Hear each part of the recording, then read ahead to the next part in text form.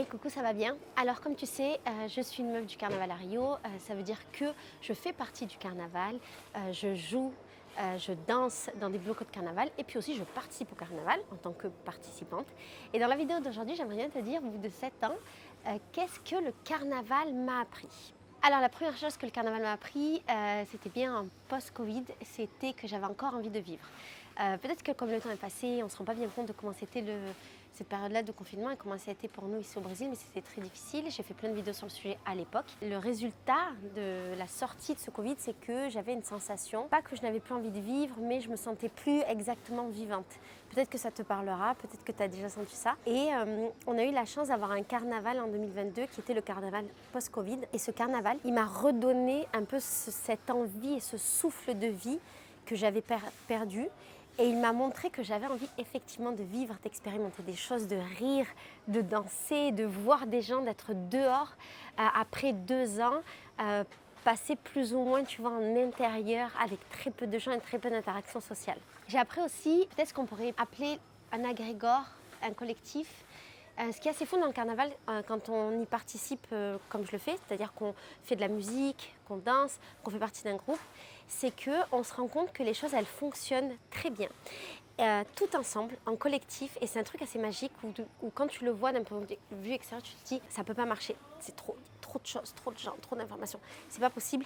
Et en réalité, ça marche excessivement bien. Et ce que j'ai trouvé dingue, c'est de voir que c'était comme si chacun piochait un peu dans un savoir collectif et commun qui s'auto-enrichissait pour pouvoir s'enrichir soi-même et que ça crée quelque chose. Et ça crée une espèce de truc, un agrégore, une espèce de truc sans fin, de connaissances infinies. Je ne sais pas si c'est possible de le comprendre parce que je parle d'un carnaval et on doit se dire non mais ça va Laetitia, c'est juste aller dans la rue, se déguiser, jouer et taper dans des tambours. C'est pas exactement comme ça. Dans le carnaval de Rio, il y a des connaissances sur énormément de choses. C'est sans fin, au bout de 7 ans, je ne connais pas encore. Mais pour autant, à chaque carnaval, chaque jour de carnaval, chaque bloco depuis 7 ans, j'ai eu l'impression d'avoir accès à cette intelligence commune, comme si elle était là, tu vois, des grands nuages de quelque chose de commun dans lequel je pouvais piocher et qui me faisait chaque fois grandir, apprendre un peu plus. Je trouve ça assez dingue et je ne l'avais jamais expérimenté avant de vivre le carnaval de Rio. Également, je trouve ça assez incroyable de participer à quelque chose d'aussi grand. Le carnaval de Rio, c'est assez incroyable en réalité. Il y a un nombre incalculable de blocos de carnaval, il y a un nombre incalculable d'écoles de samba, il y a un nombre incalculable de participants actifs et de participants qui viennent profiter du carnaval. C'est quelque chose d'immense. Je pense qu'on ne peut pas s'en rendre compte si on n'a pas mis les pieds à Rio, si on n'a pas vu de ses propres yeux le carnaval de Rio une fois. Je vais te mettre quelques chiffres ici. Je pense qu'on en prend la mesure que quand on y est vraiment. Et moi, au bout de 7 ans, je suis toujours aussi impressionnée de faire partie de tout ça. Là, j'étais dans le grand, on va retourner dans le petit. J'ai trouvé ça aussi incroyable de faire partie d'un groupe. Je fais partie de plein de blocos de carnaval. Donc les blocos, c'est des fanfares de carnaval qui ont toutes des thématiques différentes, des énergies différentes. Et dans ces blocos, je fais plein de choses. Soit je danse, soit je joue divers instruments de musique. Et chaque fois, c'est un bonheur pour moi de faire partie d'un groupe. C'est quelque chose que je n'avais pas vraiment connu ou pas vraiment expérimenté quand j'étais en France, que j'ai eu peu de possibilités d'expérimenter en dehors du carnaval. Et il y a un sentiment d'appartenance qui est extrêmement fort. J'ai toujours les mêmes amis de quand je suis arrivée au Brésil et quand j'ai fait partie de mon premier groupe de mon premier bloco. J'ai toujours les souvenirs des premières fois que j'ai vécu avec eux. Il y a des ponts qui sont assez fous qui se créent et puis surtout c'est des relations qui perdurent dans le temps et tu peux faire partie de 3-4 blocos et dans ces 3-4 blocos tu as plein de gens en commun que tu vas retrouver après et ça te... Pour moi qui suis une étrangère, c'était très fort dans ma construction en tant qu'expatriée parce que c'est ce qui a constitué un petit peu la base de mes relations sociales, amicales et même familiales au Brésil. Le carnaval m'a appris que l'on peut faire partie du carnaval à tous les âges et ça c'est absolument incroyable. On peut faire partie du carnaval quand on a 20 ans, que ce soit en jouant, en dansant ou en faisant juste partie en tant que touriste ou en tant que participant qui va profiter du spectacle.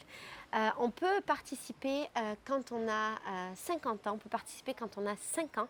Le carnaval, il est ouvert à tout le monde, il y a des possibilités pour tout le monde. Et de la même manière, on peut participer que l'on soit valide, que l'on soit invalide, que l'on ait un handicap, que l'on soit en fauteuil roulant, que l'on ait un handicap mental, que l'on soit une femme, que l'on soit un homme, que l'on soit de la communauté LGBT, on peut participer quel que soit qui on est et notre condition physique et mentale. C'est assez incroyable et je connais peu d'endroits qui soient aussi inclusifs que le carnaval. Pour te donner un exemple, dans les locaux desquels je fais partie, dans les fanfares de carnaval, on a des personnes qui sont en fauteuil roulant, on a des personnes qui ont des handicaps mentaux, on a des personnes qui sont autistes, on a des personnes trisomiques. Il n'y a aucune restriction au carnaval, c'est très rassurant de vivre dans ce monde-là aussi ouvert, aussi tolérant et aussi respectueux.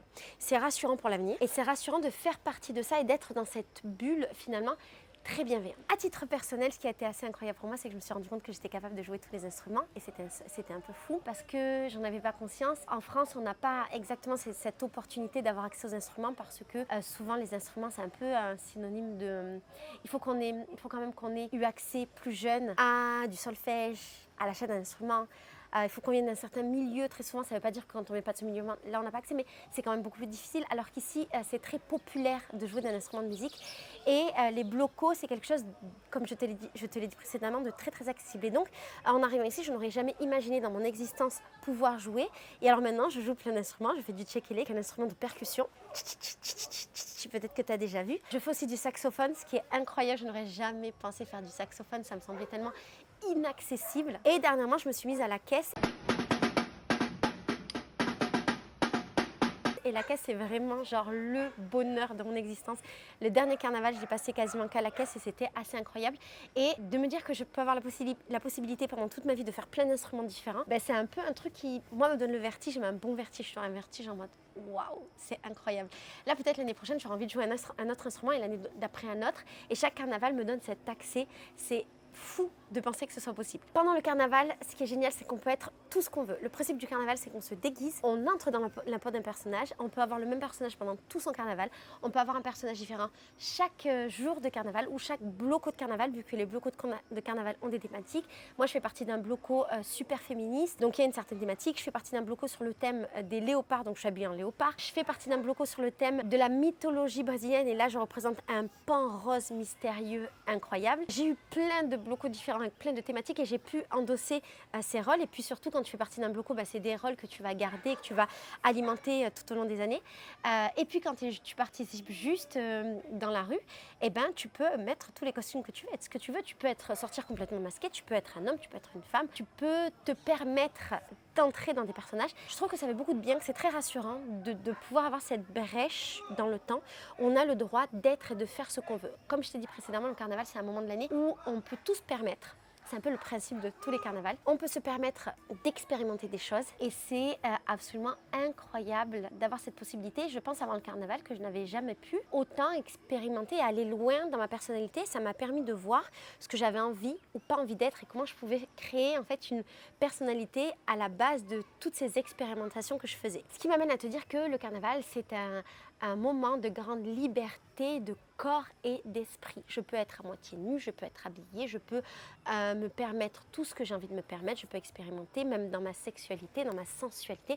Moi j'ai beaucoup expérimenté la sensualité, j'ai expérimenté aussi la presque nudité pendant le carnaval, ce qui était extrêmement libérateur dans mon cas par rapport à mon histoire et par rapport à ce que j'avais envie de vivre. Et j'ai rarement connu des endroits aussi safe émotionnellement, physiquement, pour pouvoir expérimenter tout ça. C'est une chance absolue que peut-être en dehors de ce monde, je n'aurais plus la possibilité d'expérimenter. Au niveau des amours et des sexualités dans le carnaval, il y a une ouverture d'esprit qui est absolument incroyable. Alors, on peut vivre le carnaval de plein de manières et on peut très bien ne pas voir ça, mais le monde duquel je fais partie et le monde dans lequel j'amène les gens qui viennent me voir pour savoir où aller, quoi faire pendant le carnaval, c'est celui-là. Et c'est un monde dans lequel, effectivement, on peut expérimenter ce qu'on veut. C'est le monde de l'amour libre. Donc bien sûr, il y a beaucoup de portes qui sont ouvertes. C'est un monde où on peut s'embrasser très librement. Et pour moi, c'était un grand choc quand je suis arrivée à Rio de pouvoir embrasser des gens comme ça sans qu'il y ait la moindre conséquence pour embrasser quelqu'un ici, embrasser quelqu'un là. C'est un monde dans lequel on me demande mon consentement pour m'embrasser aussi. Et ça, c'était une grande nouveauté. C'est un monde où pendant tout un carnaval, on peut fréquenter plein de gens. On peut avoir une vie sexuelle extrêmement riche si on a envie de l'avoir. Moi, quand je suis arrivée ici, j'ai bien profité de mon carnaval. J'ai bien profité du Brésil tout court, mais pendant le carnaval, j'ai bien profiter aussi. Il y a beaucoup de couples qui font une pause pendant le carnaval et qui se disent voilà, pendant le carnaval, on fait ce qu'on veut et quand le carnaval est fini, on revient et on reprend la vie. Et je trouve ça exceptionnel d'avoir un peu cette brèche. D'ailleurs, Léandro et moi, on s'est dit que peut-être plus tard, pour l'instant on n'en a pas spécialement envie, mais que peut-être plus tard on pourrait se donner cette possibilité d'ouvrir complètement notre relation pendant le carnaval et que ça pourrait être très bien et qu'on en parlera quand on voudra le faire. Cette liberté de corps, comme je t'ai dit précédemment, de pouvoir être nu, de pouvoir expérimenter d'être seins nus dans un bloco, d'être seins nus dans la rue, de marcher. Moi j'ai expérimenté d'être en string dans la rue nuit et jour sans jamais être emmerdée une seule fois et c'était incroyable. On peut être habillé comme on veut, mais tenues de carnaval, surtout dans mon bloco des félins, c'est des tenues qui sont très sexy, qui ailleurs seraient extrêmement vulgaires. Et là, ce sont des tenues de scène qui sont incroyables.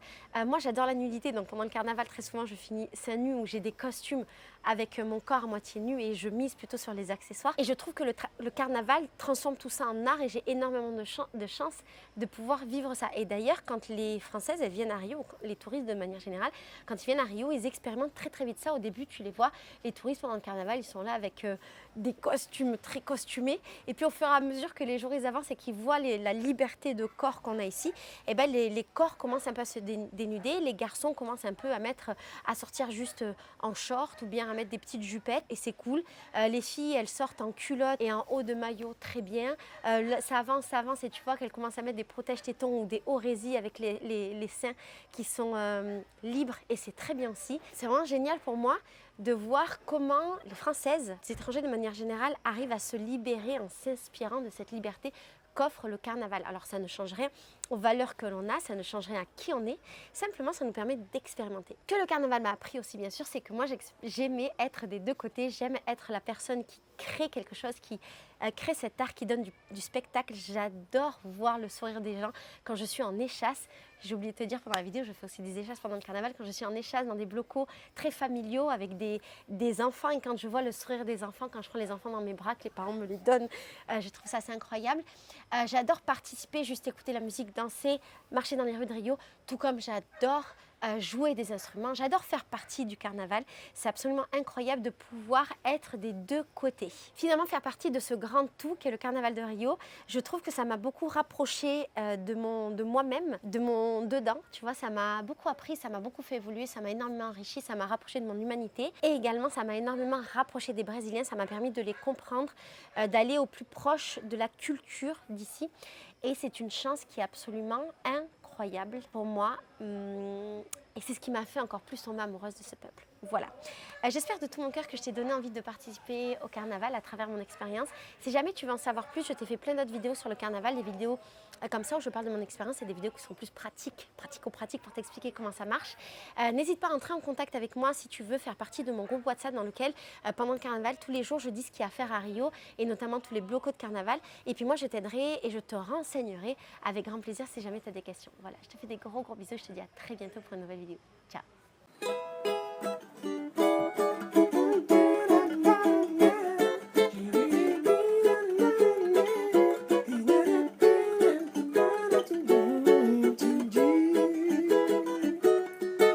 Eu disse a você que eu tinha um amor. Quem foi que mandou você me desejar? Também adorei o que você gostou. A gente podia até continuar.